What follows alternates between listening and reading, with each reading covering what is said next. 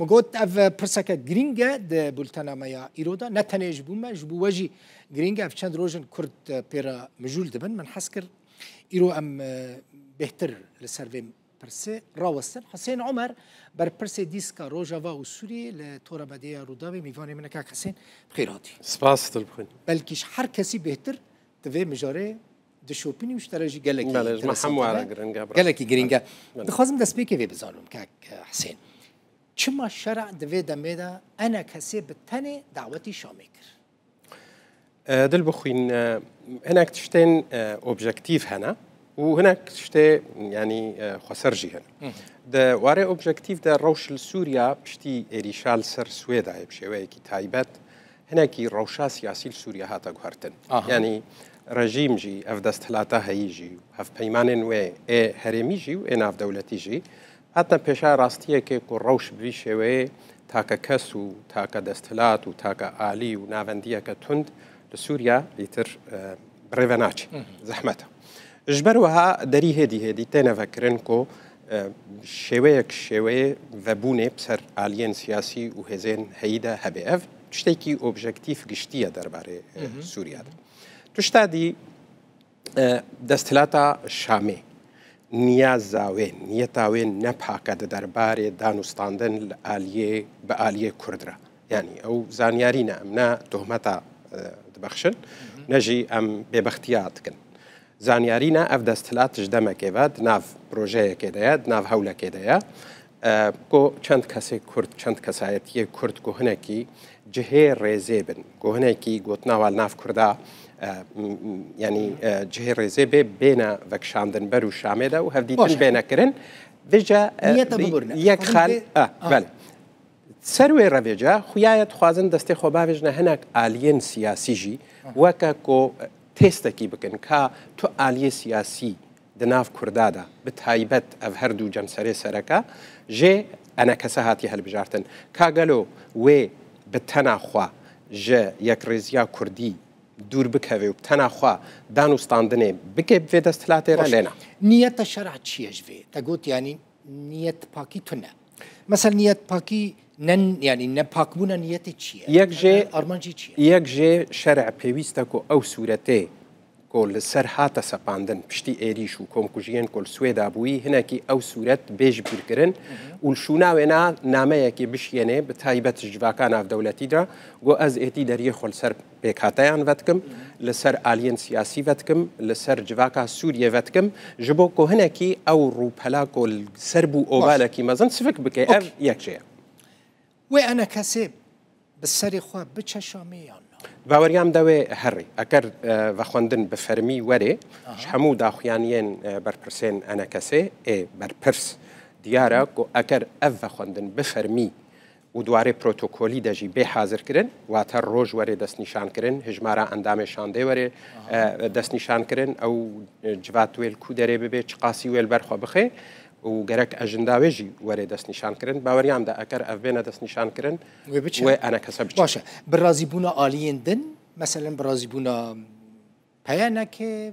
بيادي مظلوم عبدي مسدي بله أفجا أف برس جوا دفي وري كرن أو بهتر زعنن كاوي في بكن لنا علي أكرت الرأي متخوازي باوريام دا هيج بينغافك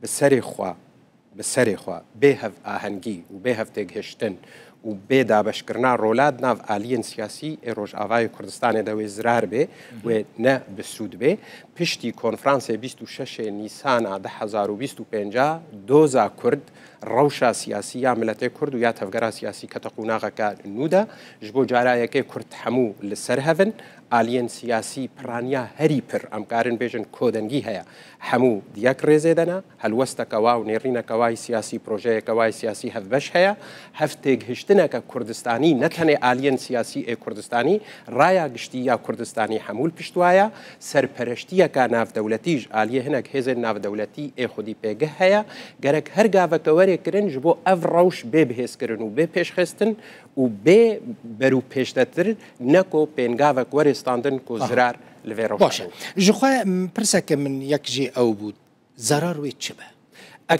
أجر أنا كسب تاني خبتشه بله. يعني بي شاندا كل قامشلوت كونفرنس دات بو افكرن بله. ام فرضا بيجن انا كسب سري خود شو بله وزراري وسرداني تشب بله دل بخوين بري هر تشتا گست خوازم شکره بیجم ما في انا کسی و هر آلیه کی سیاسیه گوچالاکی سیاسی جی بکه و هر کمپونا جی بکه و جوینا جی بکه هوا که پرانسیب لی روشه که سیاسی هید بیل بر جاوا وری گرتن یک جه امزانن اف یک ریزیا کود 26 نیسان ده هات پشتی 12 سالاج ناکوکی و دبندیه و خندق و هنا کریاری کو باورید ناف هزن سیاسی کردی ده تایبتی ناف انا کسی و پیده ده گهاند بو صفره يعني جهاند بو جير صفري في كونفرانس باوري الخلق فكر ودريه كينو فكر جبروها اكر بهف اهنجي اف بنغافا هاني ورستاندن اكر هفدو نخنا سورد دا اكر ديمن نزلال بي و اف بنغاف بي افتن دبا كو باندوركا نريني لباوريه نافبرا بكاتين شاندي دب كي خالك دي دو تشت دفي اف انا كسل برجعوا بقري براستي يكجي نیت حکومت سوری دستلات سوری نپاکه دانستاندنه به تفکر سیاسی دا خاله هری گرنگ دل بخوین پروژه که حکومت سوریش با چاره سر کرنا پرسا کردو دوزا کردو دان پیدان مافی کردان نینا همو پنگاوی کو وی دستلات آوت نه حتی نهاج مرا نشان دادن بلگهنا یا ددوا هر آلیه کی کرد یان کس کی کرد بیر لوابکه گوه اف دستلات پروژه کوي هيا ودان بما في كردا بكي وما في كردا بدي لي مشكله وينا بهسديره وبريفابريا خسر وك او دبيجي يعني هناك بشتباني بيد بيجن او نتهند وهما كده ليسكا سياسي جي نزانا وخد بستك وركي هر اليك فيك بكي خالد دوا دل بخوين جبلي اواكم قول نياز باكي دياره بشك هيد ناف كردادا بشك هيد ناف كرداده چه اول دروي تفگرا سياسي كردينا چه تاكا كس د ناف تفگرا سياسي كرديدا از نابجم ناف بارتيا كتنيدا يان انجومنا كده يان هفگرتنا كده د ناف هناك آلية سياسي دا بشك هيا وهمك بلافتك دبيجي نونرياتيا كرد ندوي شاندا هادايا ونجمع في كسيا كو نونرياتيا ملتي كرد بس تشاندا قامش احتكار بك بلي شاندا كردي از شكره دبيجم وبزلالي دبيجم تاکا نونری روا جبو دوزا گلی کرد جبو ملت کرد لروج آوای کردستان افشانده هایا هر کسی که بخوازه خدمت تفکر سیاسی کرد و خدمت دوزا ملت کرد و سبا روج ملت کرد بکه دویل پشت و شانده ها به و دویل افشاند ببه جه باوریه و پشتوانیش باوری کرن و ببه روی سیاسی دوزا باشه تو دبیجی هر دانستاندنک به شامه رهبه دوی بریاوی شاندا کردی با کو لقامش لغات آوا کرن يعني پیاده با یعنی انا کسی با کی دبا برابد بیل در وی شانده تف نگره دانستاندن سر دوزا کردی دوی درگاوی شانده دوی لی انا کسی صبح چو شامه و وجه نرینا خوا لسر دوزا کردی با احمد شرع را بحث کر يعني بهناك آلیه دی را بحث کر و گوت جی اف نرینا امد بیجن او نرینا ما یه هفوشه یامد کنفرانسی 26 نیسان دل سر هفکری و تاکا آلیجی ایکو ریکفتنا السروی بکه دانستاندن السروی بکه و ریکفتنا امزه بکه او شانده هایا هیچ زرار نینا در ویوینا و باوری دناف آلیه کردی دا تک بده و او دست کفتش 26 نیسانه و حتی نها کرداب دست خستنا و هدی دناف تلهارا باش لیوگرا کردی بحثاوی تکرن ماله بری شاند بچه یعنی شاند انا کسی مبستم بری بچه شامه احتمالک هیا کو لیوگرا کردید نو آلیین سیاسی نه شاند ندیاره و کنگی چه شاند ندیاره تو سوز بوی نانه هاتیه دانین هر که حتی وکم من هات زنن ام زنجی احمد شرع چند روزدی بری وینا نیویورک دچه موسکو بله و دچه موسکوش چه امریکا جیش بو مثلا یعنی اجندا وینا دیار ناکه کدبا اف یک ببی مثلا لیوگرا کردی دل بخوین گله کی گرنگا امد باوریام دشوا یک شاشی و کماسی کو کنفرانسا 26 نیسان کتیه ده اف بو گلک لسکر یعنی دمک دریش خوارن حتی قریبون سروی کنفرانسی لفکرن هاتن کنفرانسی ده چند ساعت ده گوتن اون ریناما و اف شاندک جوری دست نشان کرن و جبر هفدور رابون تلی وگرک سیاسی چه نکرن و کنفرانسی گرک دسته یک هل بجارت بانه دسته یک سیاسی بلند قانونریا همو پیکاتا و آلیان سیاسی تیده هبانا اف لیوگره هانه لیوگره که نشتمانی کردی بانا وکد آلی سیاسی و دیپلماسی ده سرپرشتیاره و شانده هبانا اف شانده هانه وکد کمیته که دانوستاندنه و جیبجی کار بانا جبو کنها اف شاند صبح هر شامه و دانوستاندنه بکه وگره ویل که وگره دوی هرن جنرال مظلوم ببینن دوی به سروک برزانی را دانوستاندنه بکنش بر دست سپی هری مزن دلویر هف کرنه دا و گهاندنا کردال جم هف سروک برزانی بود نای و شارتن هفنا دویل پارتی خواه گرن دویل پارتی خواه گرن وقت سیوانه که سیاسی هبه افره تی جعالی نافخواه افره عنوان دیار دبه ادرس دیار دبه لیوگر دیار آلی آمدن ده ویلی وگره آوا بکن یعنی آلیین سیاسی بریل سر الهف کربون دل بخوین بریل سر لی وگره الهف دو کربون دابشی کربون الهف دو هجمار جی دست نیسان کربون هر یکی پشکاوی جی راست یعنی چما شخوا بریار دوی کنفرانسی دانه هات استاندن گو اف لی وگره هانه وره پسند کرن وره برفره کرن بن میکانیزمایی که و ببه لی وگره که جه بریارا سیاسی روجاوای کردستانه او یک رخنه من سروی کنفرانسی راست بکرتی حسین مثلا انا کسی و چونا شامه تدبیجی اگر چو او آرمانجین کنفرانسا قامشلو برن شامه تدبیجی جزران رو بیتنه بله و تشتکی دیل بخوین دوی افشاندگو هر نامه یکی بکنه یک گو تاکر